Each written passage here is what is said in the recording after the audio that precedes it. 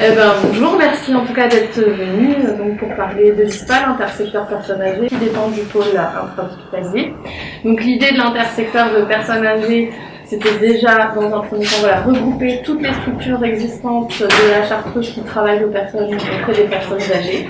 Donc que ce soit la gérontopsychiatrie, donc comprenant un service hospitalier, un hôpital de jour CMP de Bausson-Vergy et un hôpital de jour du camp qui se trouve sur la Chartreuse, et donc l'EHPAD USLD des Vergers du Bon Séjour. Donc ensemble. Pourquoi regrouper toutes ces structures en fait pour favoriser les liens, mieux identifier déjà ce qui existait dans la prise en charge, en prise en soin des personnes âgées, et permettre donc de développer en fait la philosophie de l'intersecteur personnes âgées qui est de petit à petit étendre la prise en charge des personnes âgées sur l'ensemble du territoire couvert par le CH de la Chartreuse, bien évidemment en partenariat avec les différentes structures du pôle intra, du pôle extra-hospitalier. Mieux identifier, ça permet de mieux prendre en charge les patients, permettre aussi de motiver les équipes pour s'inscrire dans ce projet-là, permettre aussi des formations spécifiques.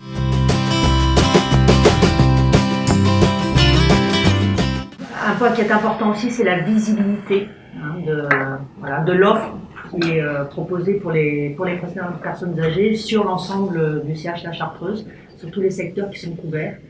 Il y a un vrai historique depuis l'ouverture des Vergers, depuis 26 ans maintenant.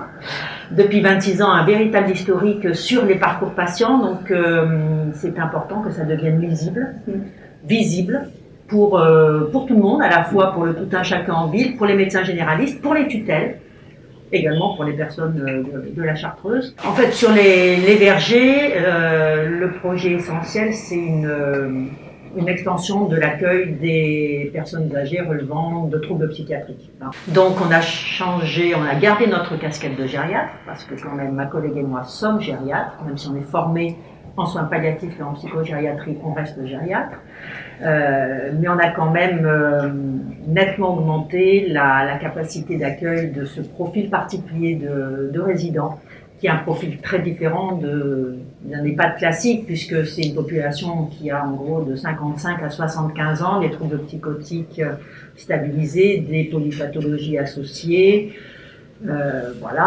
donc qui cohabitent quand même encore un peu avec quelques personnes âgées plus classiques atteintes de troubles démentiels avec des troubles du comportement. Donc actuellement, on est à peu près à 70% de personnes relevant des pathologies psychiatriques et 30% de personnes âgées plus classiques.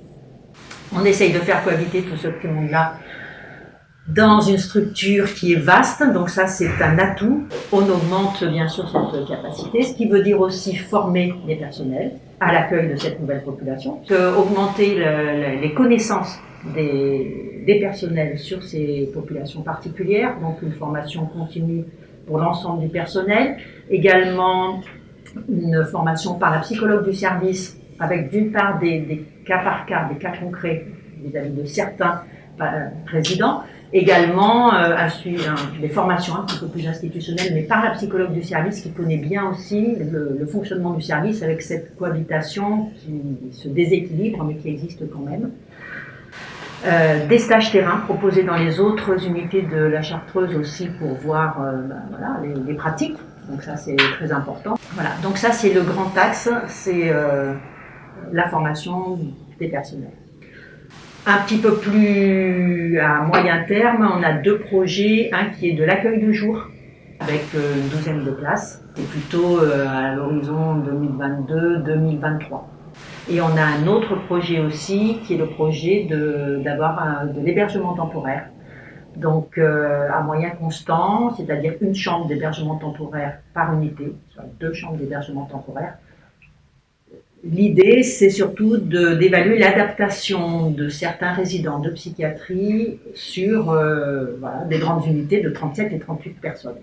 C'est horizon 2021-2022, donc du moyen terme un petit peu plus proche. Voilà. Donc ça, c'est les trois grands axes des projets au Verger.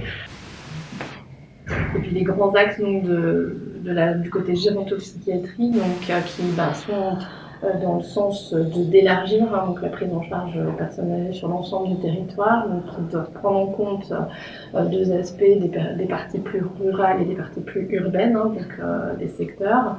Alors il y a plusieurs projets dans ce contexte-là. Déjà, le service de gérontopsychiatrie devient officiellement intersectoriel.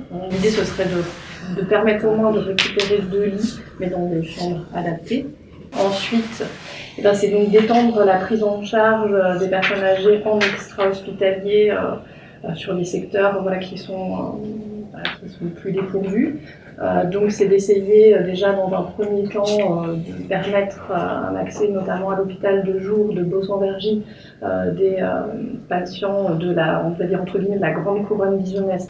Ensuite, c'est la création d'une équipe mobile pour répondre, on va dire, de façon plus large sur le reste du territoire. Il y a celui de la télémédecine pour répondre aux demandes d'EHPAD qui sont plus éloignés dans le territoire. Donc il faut savoir que c'est un des projets qui sans doute va pouvoir être mis en place plus rapidement puisqu'on a répondu à un appel d'offres ARS et qu'il y a un arbitrage sur le plan national et que le projet a été retenu. Ensuite, le reste du projet, c'est de s'articuler avec les autres CMP de l'extra-hospitalier pour voir comment on peut identifier dans ces CMP la prise en charge des personnes âgées et voir si on peut identifier des infirmiers référents qui pourraient comme ça faire appel à l'ISPA, permettre des échanges, voir ce qui est possible de faire, comment on peut répondre pour la prise en charge de ces patients.